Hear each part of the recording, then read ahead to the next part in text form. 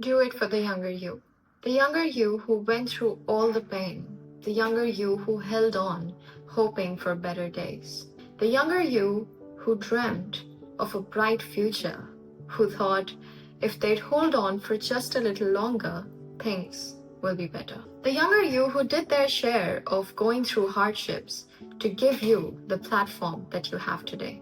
I realized that life is merely a relay, passing the beacon from one version of you to another. You must keep running on this running track with laps marked on it and pass the beacon to your newer self for them to then take your life and dreams forward. That's when I visualized this as an example.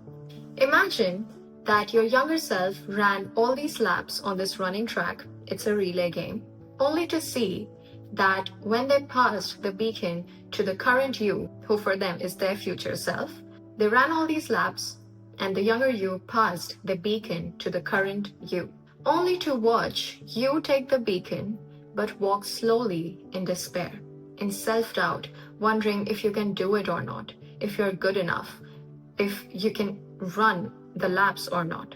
Did you just let your younger self down or not?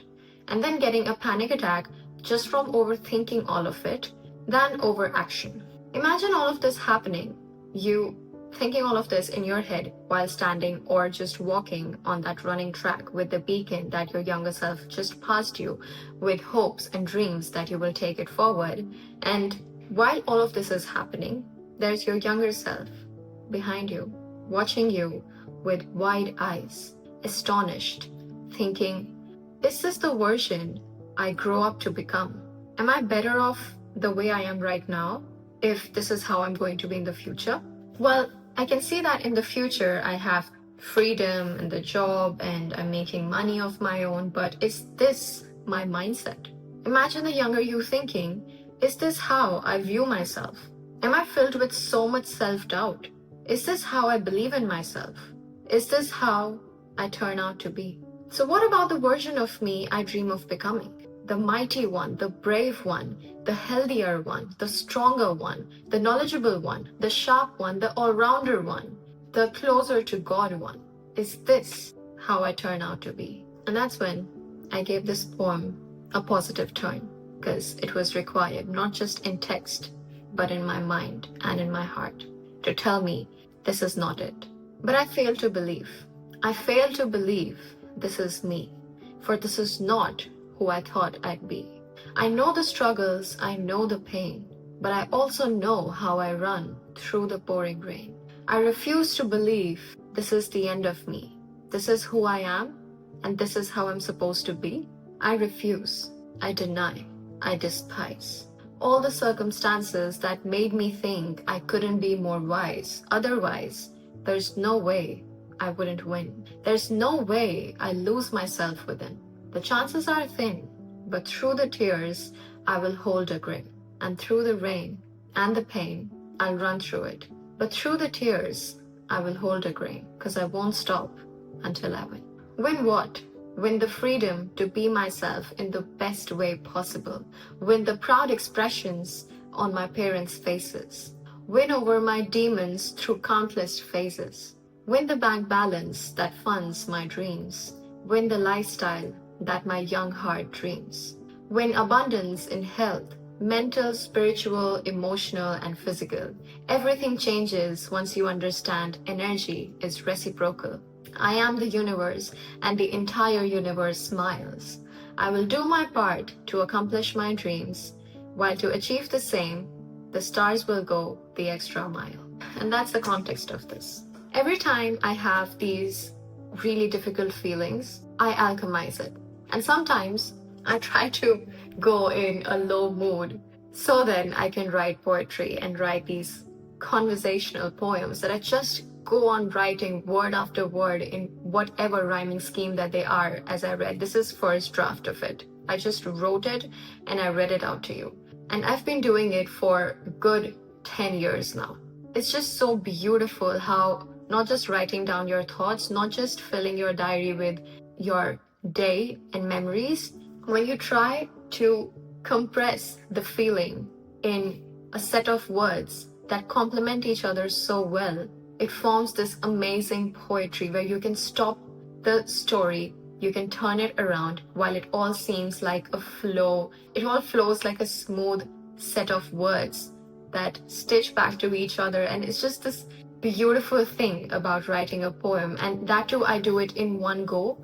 And as an artist, it's really hard to go back and edit the drafts because of the raw energy that they hold. And what better way could it be to read it out on my diary channel? And I wanted to share this with you because we feel this a lot of times where it's almost like the dreams that we had as a kid, the future that we romanticized that we would have had at a certain age, it comes back to haunt us. One fine night or one random afternoon, it hits you. It hits you that I imagined a completely different life for myself at this age that I am in, struggling with these things in reality, whereas my younger self could not wait to grow up and live the life that she had in her mind. And while that can make you feel really miserable about what you are doing, about how you've been spending your days, about how much you've been procrastinating, but also knowing that it feels so heavy on the inside and things like that, that's where this thought arises. That is this how I turn out to be? Like, what did I imagine when I was a kid I would have achieved? And is this how I turn out to be? But that's where you as an adult in today's time, with the maturity and positivity, perspective and wisdom that you have, comes into play and into picture, which is what forms the second and third part of my poem. That, okay, I feel miserable because it's completely different from the romanticized future and version that my younger self thought I would be. But I fail to believe this is me, this is the end, that this is who I'm supposed to be, and that there's no way back or there's no way to improve. If I look at things positively, the very first step is to refuse to settle. Yes, my home, my heart, my mind, my emotions, my energy, my aura could be a mess. But I refuse to settle. Just accept that this is how I turn out to be. And that's what you have to tell yourself. This is not the end. And I'm not going to stop until I win. And that's why I like to recite it again. I fail to believe. I fail to believe this is me, for this is not who I thought I'd be. I know the struggles, I know the pain, but I also know how I run through the pouring rain. I refuse to believe this is the end of me. This is who I am and this is how I'm supposed to be. I refuse. I deny. I despise all the circumstances that made me think I couldn't be more biased. There's no way I'll lose myself within.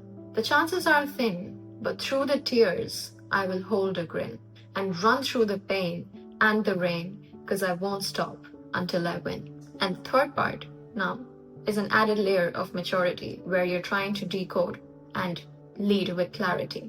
So the other part is win what? Because a lot of us just stop, I want to win, I want to be rich, okay, I want lots of money. So it's very qualitative and there's no grounds to it. So the added layer of maturity is clarity. What exactly do you want? Win what? Win the freedom to be myself in the best way possible. Win the proud expressions on my parents' faces. Win over my demons through countless phases. Win the bank balance that funds my dreams. Win the lifestyle that my young heart dreams. Win abundance in health, mental, spiritual, emotional, and physical. Everything changes once you understand energy is reciprocal. I am the universe and the entire universe smiles. I will do my part to accomplish my dreams, while to achieve the same, the stars will go the extra mile. And this part was, I could write it when I dived deeper into spirituality and manifestation and just realizing that your subconscious and your energy really runs 95% of your life. And this narrative that you have to hustle, you have to work extremely hard, while it is true that you gotta work hard, but the frequency and the energy that people attach with it is the complete opposite of the frequency you actually want to be in if you want to attract the life that you want. And it took me a while to actually segregate the two because nobody talks about it that much. So it's all lived experience. And that's what I want to tell you, that when you sit with yourself and when you look within your own lived experiences and how you view things, your perspective, your wisdom, you will understand that all these general videos that you watch and that you consume, they're all generic and they're not tailored to you. And how will you get your tailored ways? When you sit with yourself to actually see what does and doesn't work for you. And it takes time and it takes effort, but more than that, it takes the willingness to sit with yourself than to jump to another set and ocean of videos which will still tell you the same things that you already know. And yeah, I want you to tell me, what is it that made you realize that I'm not where I thought I'd be at this time and age? What did you feel when you realized it? And what did you do about it in a positive direction? Let me know and let's share our wisdom together. I wish you all the best things in the world. I'm Mani, and I'll see you in the next one.